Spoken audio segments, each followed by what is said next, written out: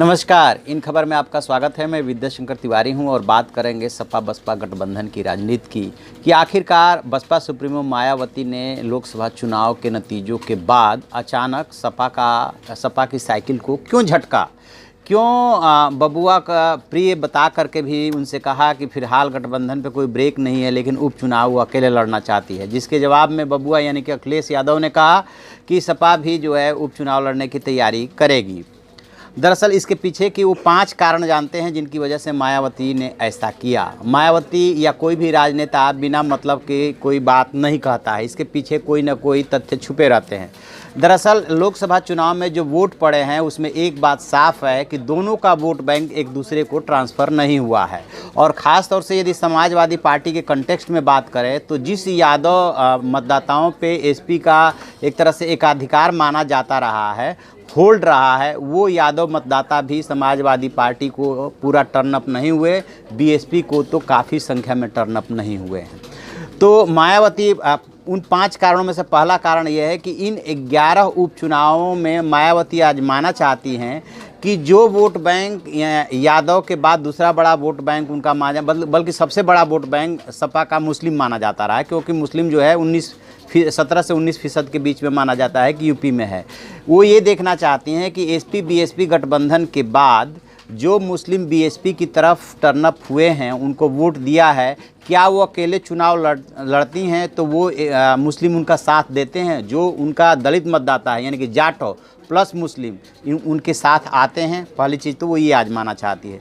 दूसरी चीज़ वो ये चाहती हैं कि गोरखपुर, फूलपुर और कैराना उपचुनाव में जिस तरह से बीएसपी ने एसपी का साथ दिया था, यानी कि अपने कैंडिडेट नहीं उतारे थे, ठीक उसी तरह से क्या सपा हम जब 11 सीटों पे चुनाव लड़ेंगे तो वो अपना कैंडिडेट नहीं उतारती है, जिसका कि अखिलेश यादव ने ऐलान कर दिया कि वो कैंडिडेट उतारेगी। तो वो ये भी आजमाना चाहती थी कि क्या सपा उनका साथ दे रही है, क्यों हर बार बसपा ही सपा का साथ दे। इसके पीछे उनका ये भी एक मकसद हो सकता है। तीसरा, अखिलेश को वो ये बताना चाहती है कि जिस यादव मतदाता या यादव कुनबे के बल पे आप राजनीति कर रहे हैं, वो यादव कुनबा भी आपके साथ नहीं रहा।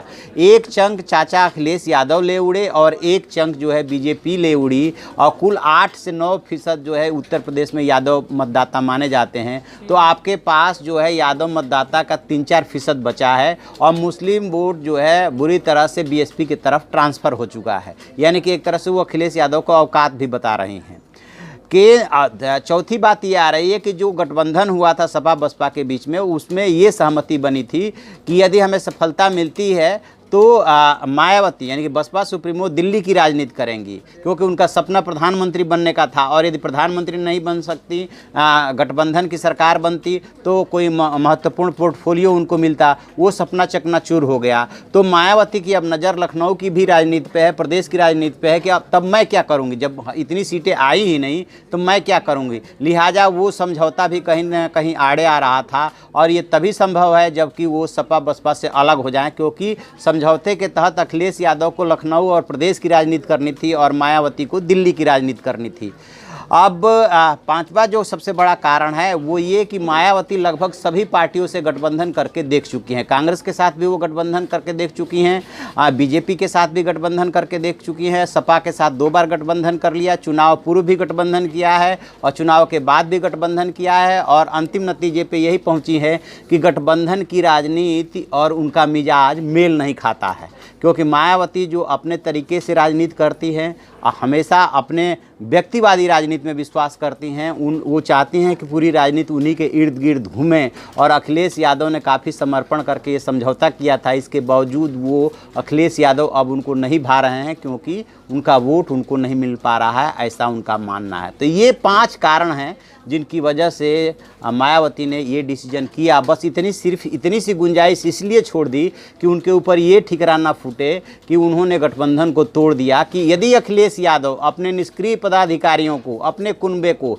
साध लेते हैं तो फिर ये समझौता आगे भी चल सकता है। सिर्फ एक गुंजाइश छोड़ी है ताकि कोई दोषारोपण न करे, अदरवाइज गठबंधन 2 फाड़ हो चुका है, गठबंधन टूट चुका है। तो ये है वो वजह है। हम इस खबर पे नज़र बनाए हुए हैं, जो भी डेवलपमेंट होगा हम आपको अपडेट कराते रहेंगे। आप देखते रहिए हमारा डिजिटल चैनल इन खबर। Thank you. इन खबर चैनल को सब्सक्राइब करें और बेल आइकन दबाना ना भूलें।